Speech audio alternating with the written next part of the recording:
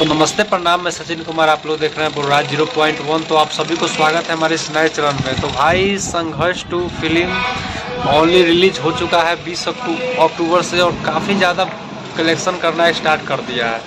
तो आपको हम बता रहे हैं जितने भी सिनेमा घरों में ये फिल्म लगा हुआ है काफ़ी ज़्यादा बवाल और तूफान मचा रहा है फिल्म, तो गर्दा मचा कर रख दिया है इस मूवी ने। तो आप लोग जाइए और संघर्ष 2 को प्यार जितना दे रहे हैं, बिहार हो या झारखंड हो, उत्तर प्रदेश, हर जगह ये सिनेमा चल रही है, जोरों से चल रही है।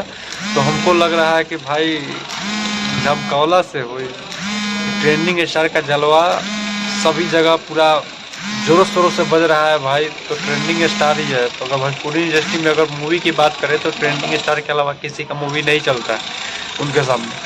तो संघर्ष 2 ही काफ़ी ज़्यादा खतरनाक बॉक्स ऑफिस पे कलेक्शन करना स्टार्ट कर दिया है।